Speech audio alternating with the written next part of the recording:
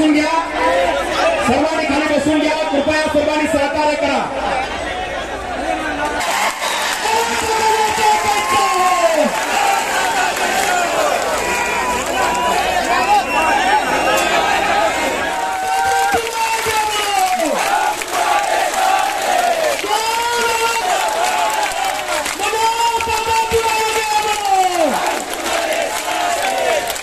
सर्वांपासून धन्यवाद. आता इथे शांतता पाहिजे. आता केवळ शांतता पाहिजे. टाचणी पडली तरी आवाज झाला पाहिजे. सगळे खाली बसतायत. दादांनी सूचना दिल्यानंतर तुम्ही काळजी करू नका. यानंतर महाबैठकीचं रूपांतर महासभेत करणाऱ्या सर्व मराठा समाजाचं एकदा जोरदार टाळ्या वाजवून स्वागत. या महादिनाला जोरदार टाळ्यांचा कडकडाट.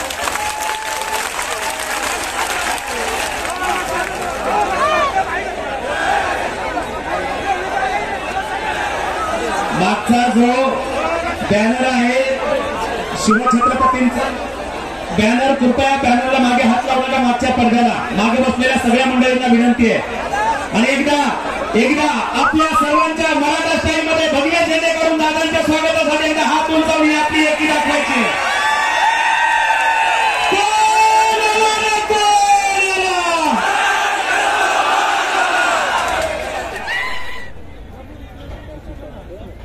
आपल्याला जागा नाही मिळाली, ज्या जागेवर मिळेल तिथं उभा राहा. माय बापाव, फक्त अंतर ठेवून उभा राहा म्हणजे सगळ्या हवा लागत. 75 वर्ष यांच्यात आपण इच्छा पूर्ण केल्या. आता नाही होऊ द्यायच्या. मराठ्यांनी चाणक्य बुद्धीचा वापर करायचा. आपला समाज आणि आपले लेकरं मोठे कसे होतील यासाठी संघर्ष सुरू केलाय. त्याला यशाकडे नेण्यासाठी तुम्ही सगळ्यांना साथ द्यायची. काही झालं, लेकरापेक्षा मोठं कोणी नाही हे मानून चला. ज्यांना मोठं केलं ते आपल्या मुलांच्या मुंडक्यावरती पाय द्यायला निघाले. किती संधी द्यायला पाहिजे, सगळ्या संध्या सरकारला दिल्या. शेवटी मराठ्यांचा नाविलाज झालाय.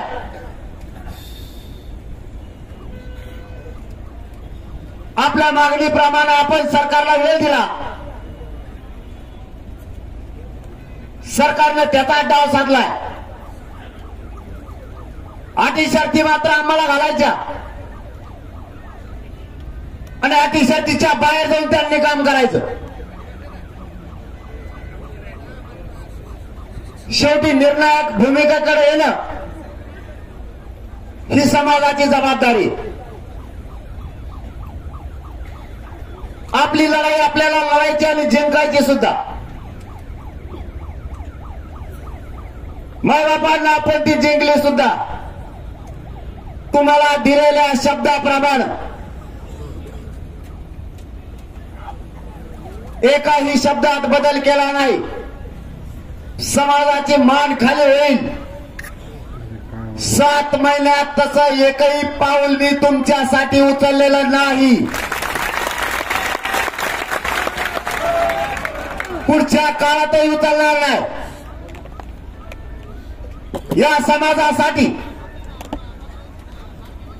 आयुष्यभर जेल भोगायची वेळ आली तरी भोगायची तयारी.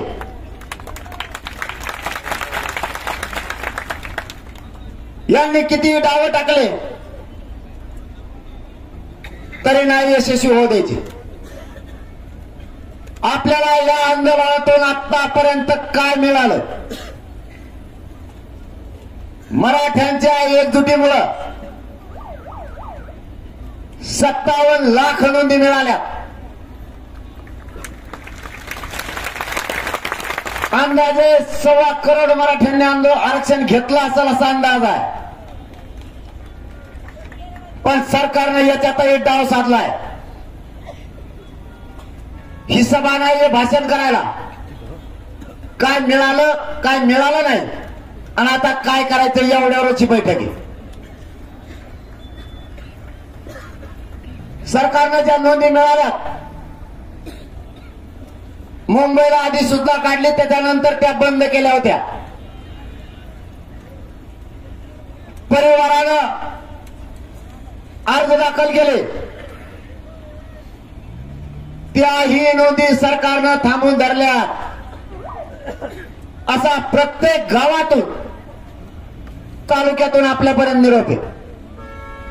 सरकारची ही दुसरी चूक. आपल्या नोंदी आणि परिवारानं दिलेले अर्ज थांबवून धरले. सरकारनं दुसरं काम केलं.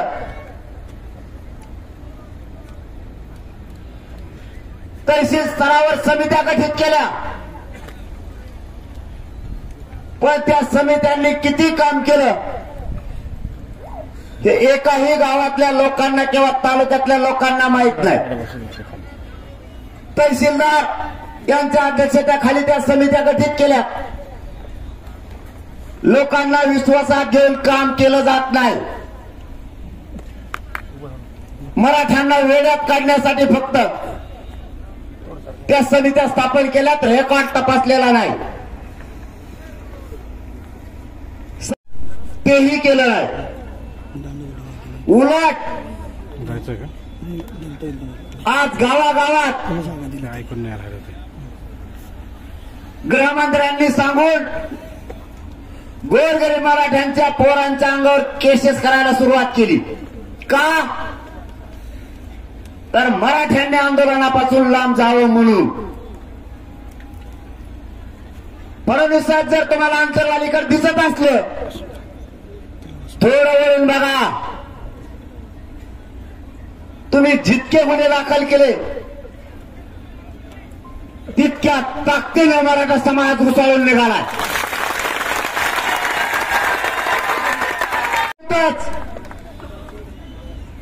असण्याचं कारणही नाही.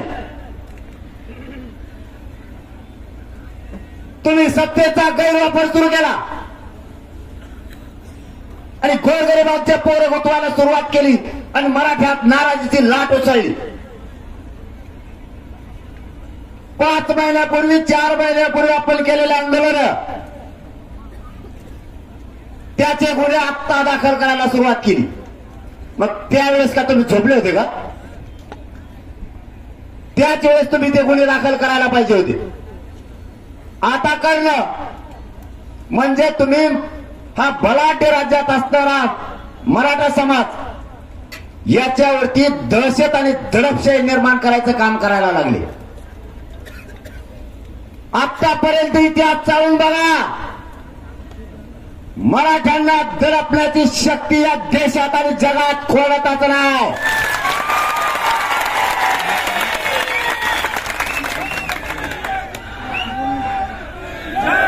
फुलं टाकायला जे शेप्या लावल्या त्यांच्यावरती गुन्हे दाखल.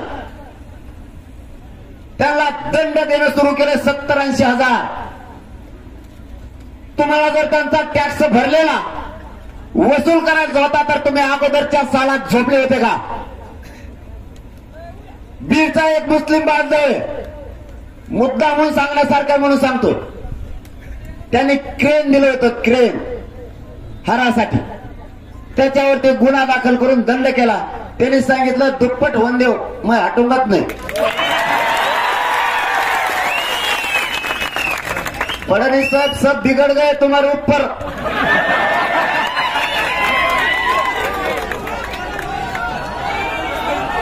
तुम्हें नुसते बड़े बड़े दिखते, सबके सब गए तुम्हारे पीछे से, मागून पुढे गए. याला फडकूतून आता आणि माया नादी लागायला निघाले. याला गुता म्हणते. काल गुती कर मला. आता बरं हाडकुतीला घ्या मराठ्यांनी. बघा आता बैठकीला ही माझ्या जिंदगीतली सगळ्यात मोठी बैठक असेल की नजर पुरत नाही.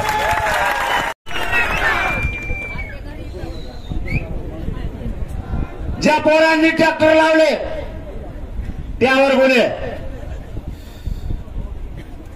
बँड वाजवण्यावर सुद्धा गुन्हे.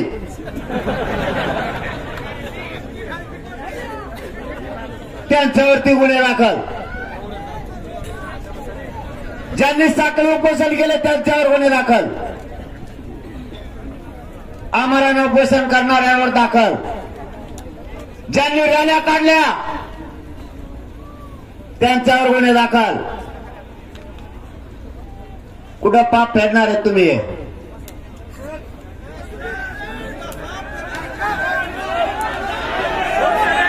एवढी समाजाची नाराजी अंगावर ओढून घेण्याची मुख्यमंत्री साहेबांनी, फडणवीस साहेबांना काहीच गरज नव्हती, काहीच गरज नव्हती.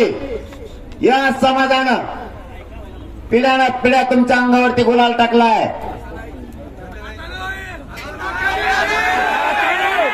सगळ्या पक्षातले मराठे स्वतःच्या लेकरासाठी एकत्र आलेत, मग तो विरोधी असो किंवा सत्ताधारी असो.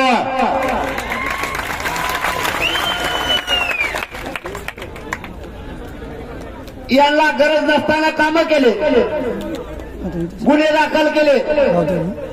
मला तर लातूरचंच उदाहरण नाही का? जिल्हा कोणचा आहे? कोणत्या एसपी बसवलं होतं तुम्हाला? कोणत्या जिल्ह्याचा? फडणवीस साहेब दुसरी किंमत आहे तुमची. जंगलाने फिरवलं दादा ह्यांना. महिलांना तुमचे यवतमाळचे एसपी साहेब सुद्धा बसून ठेवायला लागले. आंतरवालीच्या बैठकीला जाऊ नका, मराठे नाही थांबणार, तुम्हाला घरी बसवतील. आता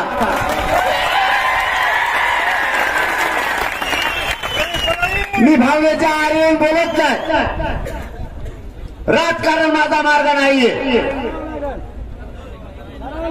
मी जनचळवळीवर विश्वास ठेवतो आणि गोरगरीब मराठ्यांना मोठं करतो. तुम्ही हा अन्याय मराठा समाजावरती करणार असाल, स्वतःच्या आई बहिणीबद्दल जितकी माया येते तितकी लोकांच्या आई बहिणीबद्दल तुम्हाला माया यायला पाहिजे होती. त्या एसपीनं बसून ठेवलंच का? तुम्ही अन्याय करणार, मराठा नाही सहन करू शकत. तुम्ही गुन्हे दाखल केले, मराठा तितक्या ताकदीने उसळलाय. आणि मराठ्यांनाही सांगतो, आता आंतरवालीत जमलेल्या माझ्या लाखो मराठ्यांना आणि महाराष्ट्रातल्या करोडो मराठ्यांना काय खून नाही केले आपण. त्यांना जर खोटे गुन्हे दाखल करायचे असले तर लेकरासाठी अंगावर घ्या, भेऊ नका कोणी.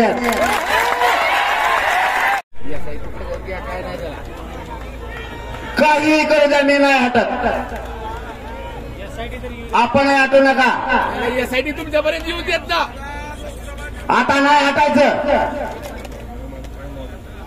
आपल्याला मुख्य दिशा ठरवायची.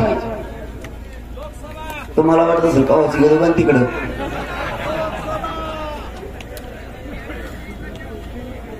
पर्यायानं मराठ्यांना नाविलाज झाला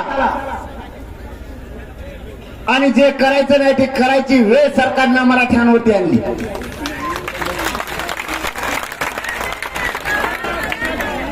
आपल्याला आपल्या भूमिकेवरती ठाम व्हावं लागणार आहे.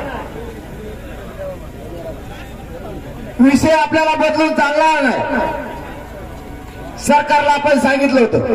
कालही फडणवीस साहेबांनी दिल्लीत पत्रकार परिषद घेतली, सांगितलं काय माहितीये का? आम्ही सगळे गुन्हे मागे घेणार आहेत, पण सध्या आचारसंहिता आहे. आणि मागच्या 7 महिन्यात काय होतं?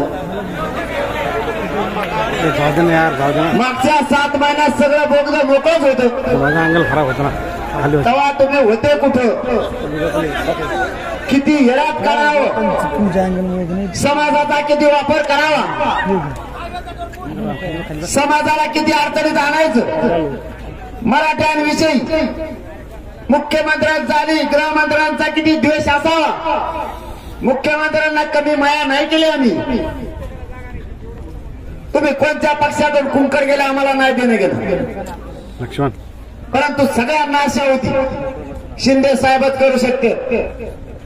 तुम्ही सुद्धा आमच्या विरोधात विधान भवनात गरज ओकली आणि करेक्ट कार्यक्रम म्हणून करू म्हणून सांगितलं. शिंदे साहेबांवरती या मराठा समाजाने खूप प्रेम केलाय. तुम्ही विनाकारण मराठ्यांच्या नजरेतून शिंदे साहेब उतरायला लागले. काही गरज नसताना तुम्ही मराठ्यांची लाट अंगावरती घेतली. मी माझ्या मराठा समाजाला सांगायचो, आरक्षण देतील तर शिंदे साहेबच. माझ्या मराठ्यांनी विश्वास ठेवला होता. सगळ्या सोयऱ्यांची अंमलबजावणी करायला आचारसंहितेच्या अगोदर कॅबिनेट तुम्ही घेतली, तिच्या ताई नाही केलं.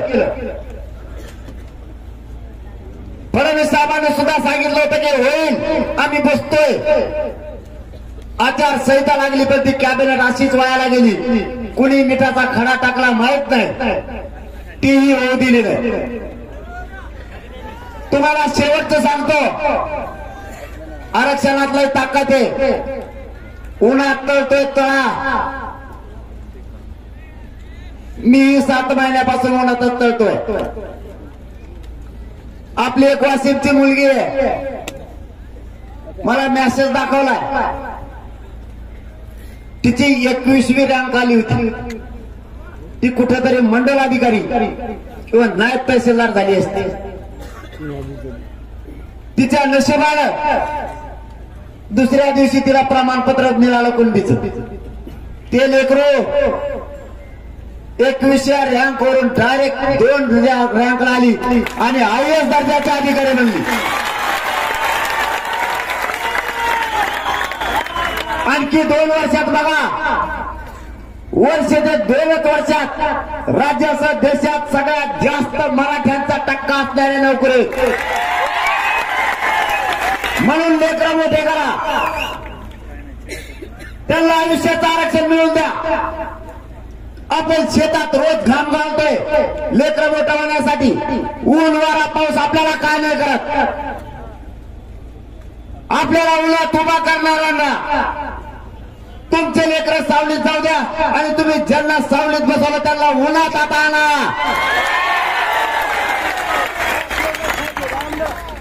आपल्याला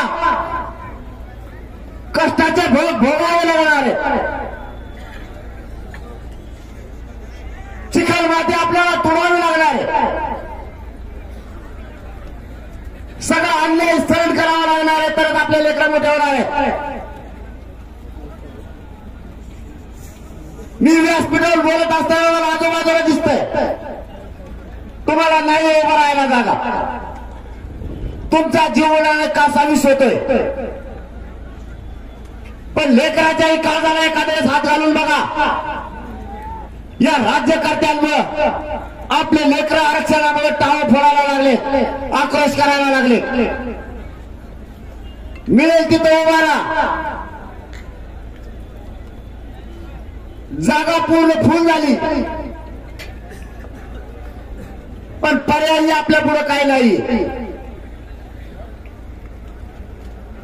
सरकारला धोरणावर आणायचं असेल तर सगळी शक्तीचा वापर आपल्याला आता करावा लागणार आहे. आपण काय नाही करून आपल्यावर गुन्हे, गोरगरिबांचे लेकरं गुतवायला लागले आणि फडणवीस साहेबांनी 10% आरक्षण दिलं. ज्या आरक्षणाचा उपयोग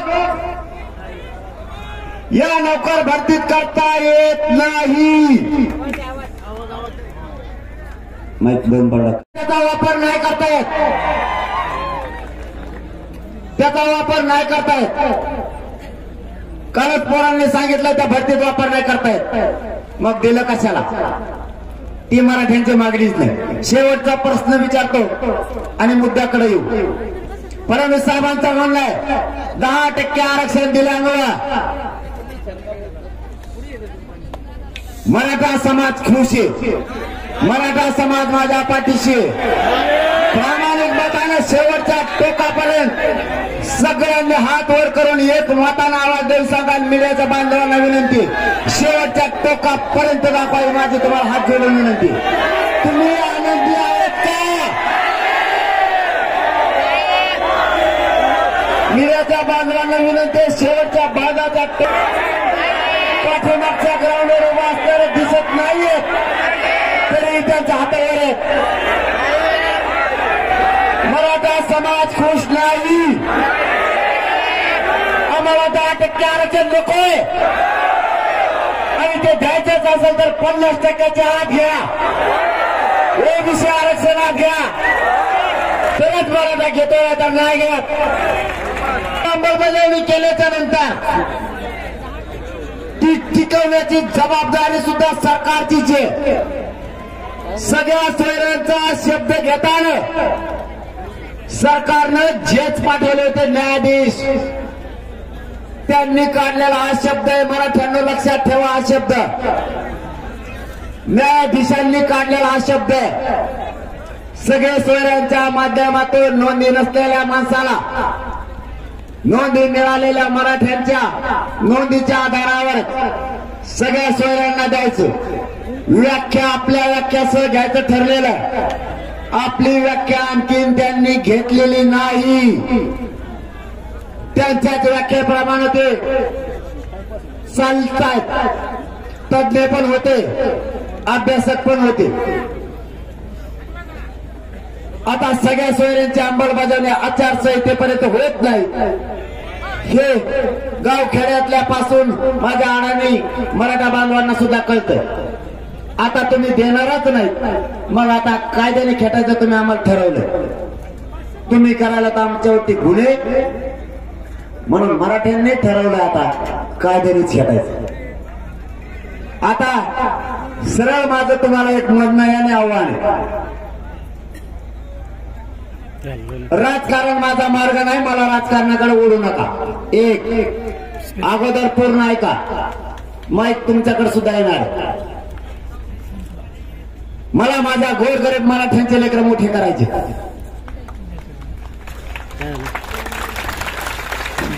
राजकारण माझा मार्ग नाही, मला त्याच्यातलं कळत नाही. माझा जन आंदोलनावर विश्वास आहे. मी राजकारणात असो अथवा नसो, मराठा समाजाच्या पाठीपासून मी 7 महिने झाले की इंच हटलेलो नाही आणि पुढच्या आयुष्यात सुद्धा हटणार नाही. कारण राजकारणाचं मला कळत नाही. त्यामुळे राजकीय मार्ग माझा नाही. मराठा समाज आणि मराठा समाजाला आरक्षण मिळवून द्यायचं, मग कोणताही लढा लढायची वेळ आली तरी हरकत नाही. परंतु आता तुम्ही ठरवलंय प्रत्येक जिल्ह्यातून फॉर्म भरायचे.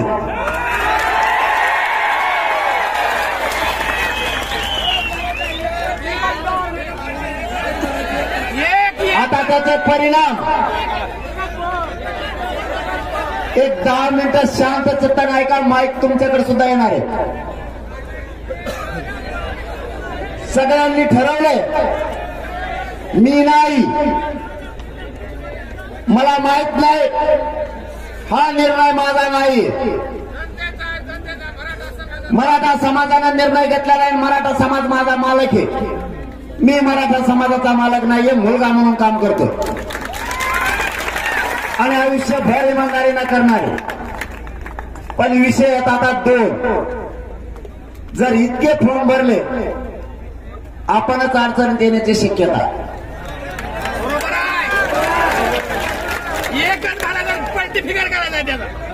आता राजकारण माझा मार्ग नाही. पुढेही मी राजकारणाकडे येणार नाही. मी माझ्या शब्दावर ठाम राहणार आहे. पण काय निर्णय घ्यायचा तुम्हाला याच बैठकीत घ्यायचा. याच्यात 2 मार्ग आहेत. राजकारण आपल्याला नको करायचं असं माझं म्हणणं आहे. मग तुमच्या पुढे 2 पर्याय आहेत. मी राजकारणाकडे येणार नाही, मला त्याच्यात ओढू सुद्धा नका. तुमच्या लेकराला आरक्षण कसं द्यायचं ते मी बघतो. माझ्यावर मुलगा म्हणून विश्वास ठेवा. मी कुणाला फिटत मॅनेजर फिनेज होत नसतो. मला राजकारणाकडे ओढू नका. मला राजकारण करायचं पण नाही. पण तुम्हाला काही निर्णय जर घ्यायचा असला तर 2 प्रकारचा घ्यावा असं मी फक्त तुम्हाला सुचवतो. आपल्याला या लोकसभा हा खूप समुद्रासारखा विषय, हा लहान विषय नाही. गांभीर्यानं विचार करा, हुशारीनं विचार करा. भावनिक होऊन पाऊल उचलून समाजाचे हार होता कामा नये. तुम्हाला जो निर्णय घ्यायचा तो घ्या, मी काही म्हणणार नाही. फक्त तुम्हाला 4 शब्द सांगण्याचा माझ्या ज्ञानाप्रमाणे मी प्रयत्न करतो. मराठा समाजाला मी 7 महिन्यात हारू दिलेलं नाही. खांद्यावरती जी जबाबदारी पेलली ती तुमच्या कुटुंबाचा लेकरू म्हणूनच पेलली, पार पाडली. एकदाही समाजाचे हार होऊ दिलेले नाही. या भावनिक होण्याच्या नादात लोकसभेचा विषय हा समुद्रासारखा बलाढ्य विषय, हा जिल्हा खूप मोठा आहे. प्रत्येक वेळ किती कमी आहे, किती जास्त आहे ते तुम्ही ठरवा. आणि आपला विषय लोकसभेत नाहीये, आपला विषय राज्यसभेत, राज्य सरकारमध्ये, आपल्या राज्याच्या धर्तीवरती आपला विषय. मराठा आणि कुणबी एक हे देण्याचं काम सरकारच्या हातात, राज्याच्या. आणि आपल्याला मराठा आणि कुणबी एक हे कोण देत नाही तर राज्य सरकार. मग जर इथं आपल्याला देणारेच देणार नसतील तर तुम्ही देणारे बनू शकता. केंद्रात आपला विषय माझ्या मतानं नाही. जर 10% आरक्षण आपल्याला घ्यायचं असतं, शांत चित्त नाही करायचं, 10 मिनिटात तुमच्या लक्षात येईल मी परत तुमच्याच जागेवर येणार. तुम्ही म्हणता तेच मग काय का, पण मला तुम्हाला जे सांगायचं ते सांगू द्या. तुम्ही शांत चित्तानं ते ऐका, म्हणजे तुमच्याही लक्षात येईल. कित्येक तरी खासदार गेले. आताची पोझिशन अशी 48 नाही 45 नाही, कमीत कमी 17 ते 18 मतदारसंघावरती मराठ्यांचं वर्चस्व आहे. 100% हे खरं. इथं कोणाचा कार्यक्रम होऊ शकतो. मी म्हणणार नाही की 48 आपलेच येते किंवा काय ते मराठ्यांचेच येते, पण मराठा बहुल जवळपास 17 ते 18 मतदारसंघ येते. तिथं कोणीच निवडून येऊ शकत नाही. जर मराठ्यांचा निर्णय घेतला तर बाकीच्यांचे बांधव सुद्धा आपल्या सोबत आहे. मुस्लिम बांधव, दलित बांधव सुद्धा सोबत राहणार. तुम्ही 17-18 निघू शकतील. पण तिथं मी काय सांगतो ते ऐका. आपला विषय केंद्रात नाही, आपला विषय राज्यात. आपल्यावर गुन्हे कोण दाखल करतंय? राज्य सरकार. आरक्षण कोण देणार? राज्य सरकार. मतदान आपण केलं, दादागिरी आपल्याला देऊ दाखवतो. मीडिया किंवा अनेकांना सगळ्यांना त्रास देण्याचं काम कोण करतं? राज्य सरकार. आणि मग आपलं खरं लफडं तिथं आहे. आपलं लफडं कुठं आहे? राज्य सरकार. आपण आता कुठे उभा आहे? बाहेरचे, मंडपच्या बाहेरचे. आणि मग त्यांना तिथं उन्हात उभा करू शकता तुम्ही. निर्णय देणारे तुम्हाला जर बनायचा असेल तर आपला विषय राज्यात आहे. आणि समीकरण त्यावेळेस जुळू शकतं. त्यावेळेचं समीकरण जुळू शकतं. कारण त्यावेळेस जर यांनी आचारसंहिता संपल्याबरोबर आपल्याला सगळ्या सोयऱ्यांची अंमलबजावणी नाही दिली, मराठा आणि कुणबी एकच आहे, हे नवीन कायदा जर पारित नाही केला, आपली खरी मागणी काय आहे? मराठा आणि कुणबी एक आहे. यांनी काय सांगितलं? सगळ्या सोयऱ्यांचे देतो. आता दोन्ही आपल्या संघच आहेत आजपासून. मराठा आणि कुणबी एक हे चालती जी आर काढ. तुम्ही बदललं नाही, बदलू नाही का? तुम्हाला बदलायला चालतं. मराठा आणि कुणबी एक आहे हे शब्द ध्यानात राहू द्या. गिरीश महाजन साहेब आंतरवालीला आले होते, ध्यानात असू द्या. त्यांनी सांगितलं होतं तुमच्या मागणीप्रमाणे जर आरक्षण द्यायचं असलं 1 महिन्याचा वेळ द्यावा लागल आणि कायदा मराठा आणि कुणबी एक याचा कायदा पारित करण्यासाठी आधार लागतो. त्यावेळेस नोंदी होत्या 32 लाख, आता त्या झाल्या 57 लाख. एखादा कायदा पारित करायला 57 लाख नोंदींचा म्हणजे मराठा आणि कुणबी एकच आहे. विदर्भातले मराठे कुणबी, उर्वरित महाराष्ट्रातला मराठा जर कुणबी करायचा असला तर नोंदी लागतील, आधार लागेल. तर 57 लाख आधार मिळाला. याच्यापेक्षा आधार पाहिजे काय? अँब्युलन्स बोलवा पाठीमाग व्यासपीठाचं. तुम्हाला याच्यासाठी सांग, आपला मराठा आणि कुणबी एकच असल्याला आधार पाहिजे होता, तो आधार मिळाला. आता विषय मराठा आणि कुणबी एकच याचा कायदा पारित करा आणि सगळ्या सोयऱ्यांची सुद्धा अंमलबजावणी करा. म्हणजे कुणबी आणि मराठ्यातून कुणी राहिले तर सगळ्या सोयऱ्यातून येतील. हे दोनही विषय सोबत घेऊन चालायचा. आता तुम्हाला फरक सांगतोय. आपल्याला 2 पर्याय करायचे असतील तुम्हाला तर लोकसभेचा विषय इतके फॉर्म भरून आपला समाज अडचणीत येऊ शकतो. बरोबर आहे. ती किचकट प्रक्रिया आहे. कोणाचे फॉर्म उडतील, कोणाचे राहतील, जाणून बुजून सरकार उडवल, पुन्हा समाज अडचणीत येईल. आणि जर सगळे फॉर्म भरतच राहिला तर मतदान आपलं मत विखुरले जातील आणि ज्याचं नाही साधायचं पुन्हा त्याचंच साधन.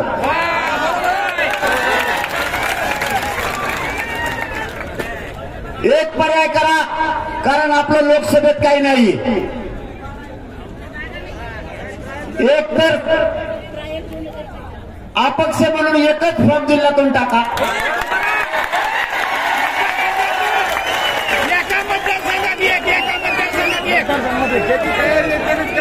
तो निर्णय तुम्ही घ्यायचा, मी घेणार नाही.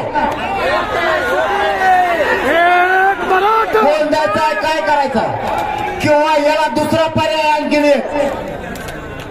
ही झाला एक पर्याय. याला आणखीन एक पर्याय आहे, आपलं लोकसभेत काय गुंतलं नाही तिथे कुणी ऐकून घेत नाही. दुसरा पर्याय सांगतो, तिथे कुणी गेलीच नाही. खूप खासदार गेले आपल्या तिथं बोलून सुद्धा देत नाही. एक खासदार तर असा आहे, ते 2 वर्ष झटला पण मोदी साहेबांची त्याची भेटच नाही झाली. अर्ध देव बेजार होता देव. माझं एक भेट घडून द्या म्हणून सत्य सांगतो. आपलं आरक्षण तिथं नाही, लोकांचं म्हणणं आहे. लोकसभेत आपला आवाज गेला पाहिजे असं लोकांचं म्हणणं आहे. आपल्या तिथं आवाज जाऊन माझं मत आहे. तुम्हाला एक पर्याय सांगितला, तर दुसरा सांगतो. तिथं आवाज जाऊन काही उपयोग नाही. घेण्या देण्याची आपली शक्ती वायाला जाईल आणि मराठ्यांचे हार होईल असं नको. मग याला एक दुसरा पर्याय आहे. तुम्हाला दोन्हीपैकी एक कोणता घ्यायचा आहे बघा.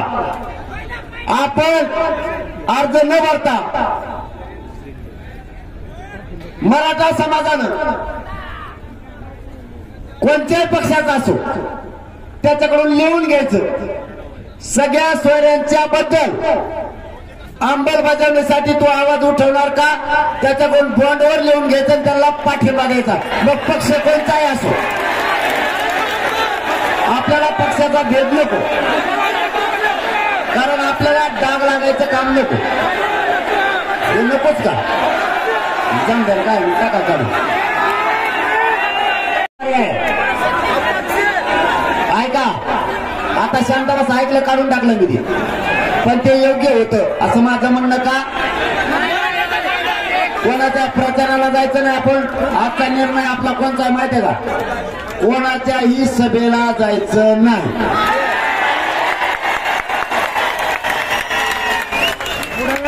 आपलं घर आपण सोडायचं नाही. 2. तिसरा मुद्दा, मराठ्यांनी यावेळेस 100% मतदान करायचं. माणसानं मतदान करायचं 100%. कोणत्या पक्षाचा प्रचार सभेला जायचं नाही, सभेला सुद्धा तू तुपलंच हे म्हणत तिकडं. आता निर्णायक भूमिका जर घ्यायची असली, तुमचं मत जर असेल एक अपक्ष उमेदवार उभा करायचा,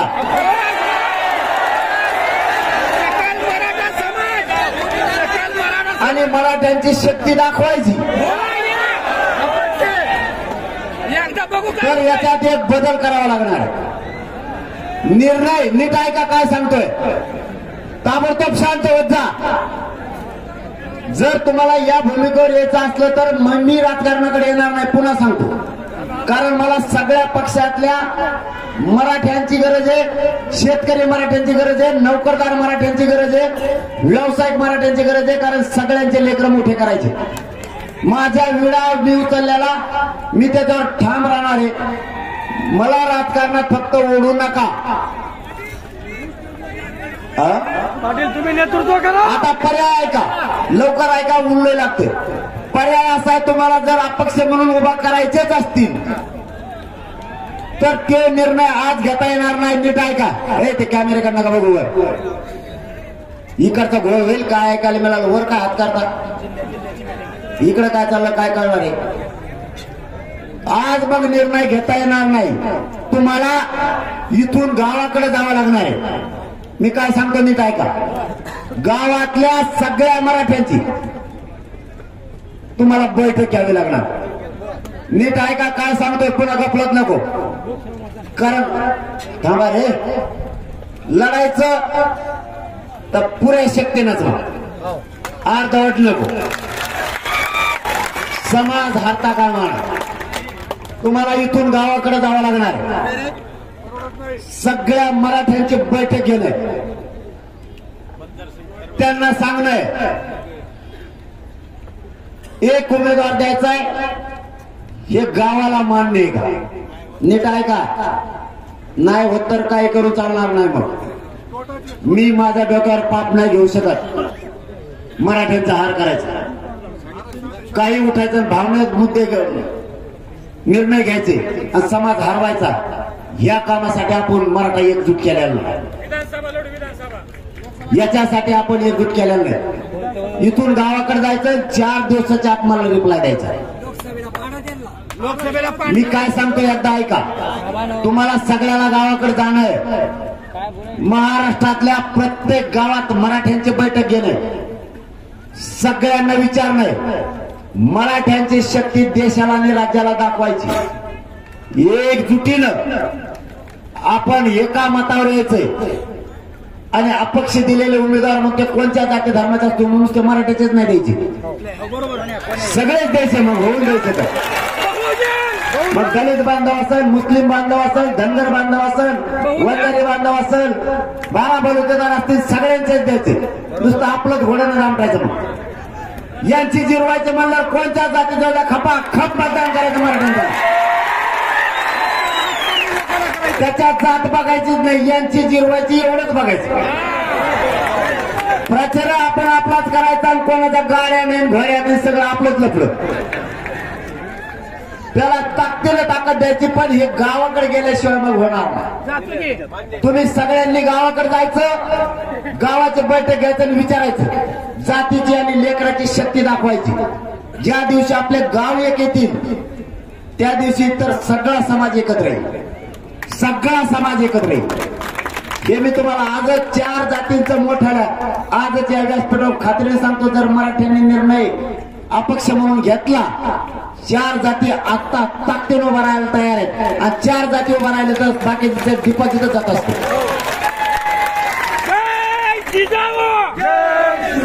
पण या निर्णयाकडे यायचं असेल तर तुम्हाला गावाकडे जावं लागणार. गावाच्या बैठका घेऊन समाजाला विश्वासात घ्यावा लागणार आहे. तुमच्या माझ्या जीवावर म्हणजे जर तुम्ही भावनिक काय करायला गेला तर जात आतापर्यंत हारले नाही. आपल्यामुळं जातीच्या पाठीशी अपयश लागता कामा नये. मग ते निवडणूक सुद्धा नको, ती जळाली तर जळू द्या तिकडे. मग यांना हिसका दाखवायचा असेल तर विधानसभेला आपल्याला गणित जुळवता येते. ही बेस्ट पर्याय राहू शकतो. त्यापेक्षा लोकांच्या डोक्यावर हात ठेवायचा शिका. तू बॉन्ड लिहून दे, तू लेटर पॅडवर लिहून दे आणि आमचा मुद्दा मान. अपक्ष करायचा असेल कारण कोणत्या पक्षाचं नको. आपल्याला कोणाचा डाग लागता कामा नाही. ह्यो मागून होता आणि तो पुढून होता. कुणी म्हणतं इकडून मागून होते, कुणी म्हणते पुढून होते, कोणी म्हणतं सत्ताधारी आपल्या पाठीशी, कोणी म्हणतं विरोधक आपल्या पाठीशी. आपला अपक्ष तुम्हाला उभारायचं असलं तर तुम्ही तुमचं ठरा, पण तुम्हाला गावाकडे जावं लागणार आहे. इथं निर्णय अशक्य. सगळ्या मायबापांना, आई बहिणींना आपल्या गावातल्या विश्वासात घेणं गरजेचं आहे. आपल्याला अपक्ष उभा राहायचंय जिल्ह्यातून. सगळे एकजुटीनं मला काय द्यायचंय ते तुम्हाला सांगतो. तुम्ही बैठक घेतली, कोणचा माणूस काय बोललाय हे मला तुम्ही त्याच्यावरती रजिस्टर घेऊन बसा समोर गावाला घेऊन. सगळ्या पक्षांचे मराठे बोलवा. त्याचं जे मत असेल ते लिहा. तो कोणत्याही पक्षाचा असो त्याचं मत लिहा. वर शॉर्टकट फक्त एक मत किती झाले, कारण इतके अर्ज मला 4 दिवसात बघायचे तुमचे. 30 तारखेच्या आत हे सगळं प्रयोग करायचा. 30 तारखेच्या आत तुम्हाला वर टक्केवारी सुद्धा लिहायची. किती जणांचं मत हे लोकसभा लढली पाहिजे, किती जणांचं मत हे नको, आणि कोणाचं म्हणणं आहे, कोणाचं म्हणणं आहे नको आणि कोणाचं मत आहे हा. त्याच्या नावासह गावाने लिहून द्या. लिहून म्हणजे लिहा, लिखी नाही म्हणत. असं म्हणूच नका तो घाण शब्द बोलला होता तो कसा लिहू. तो जे शब्दात बोलला तो शब्द लिहा. त्याला बैठकीत आडवं बोलू नका. त्याला जर त्याचा पक्ष पण ओढायचा असलं ओढू द्या.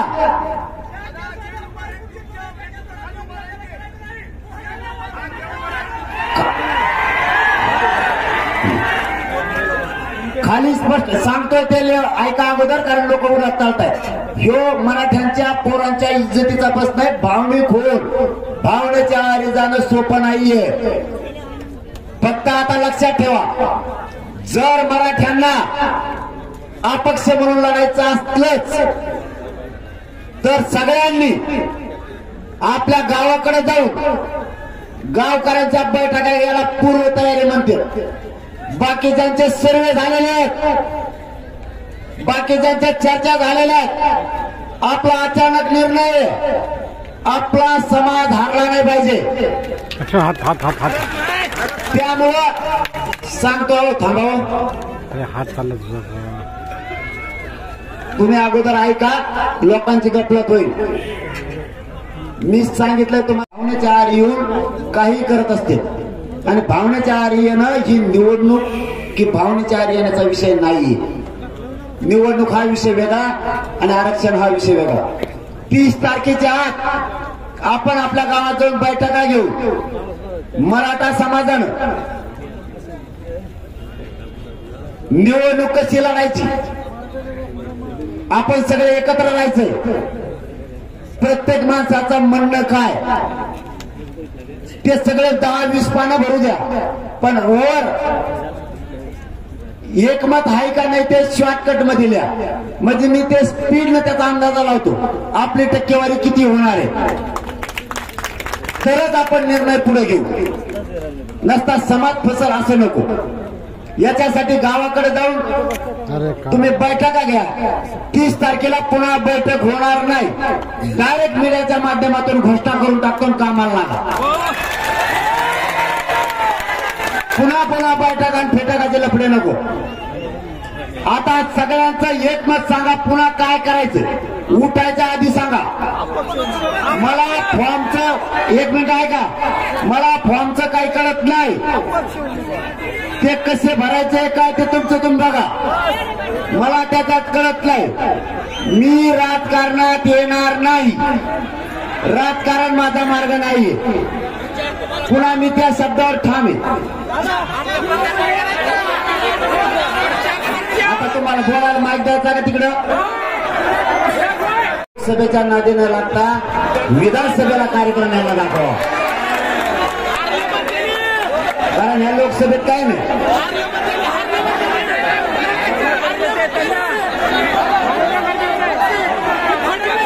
आयुक्त बोलायला लागलं काय करणार आहे?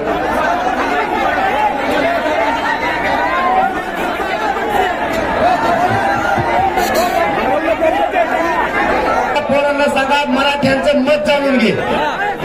जमतंय का? प्रत्येक गावातल्या पोरांना सांगा आपण आपल्या गावाचं मत जाणून घ्या आणि गावागावातून 6 दिवसाच्या आत म्हणजे 30 तारखेच्या आत व्यासपीठाला बंद करून आपण आपल्या गावात आणि गावातल्या एकाच माणसानं फक्त अहवाल अंतर्वालीने घेऊन ये. सभा झाल्याच पाहिजे. एकाच माणसानं घेऊन ये. 30 तारखेला मीडियाच्या माध्यमातून मी जाहीर घोषणा करतो. बाकीच्या इतर धर्माच्या बांधवांना सुद्धा 30 तारखेला किंवा 1 तारखेला मोठी बैठक घेऊ. थांबा 1 मिनिट.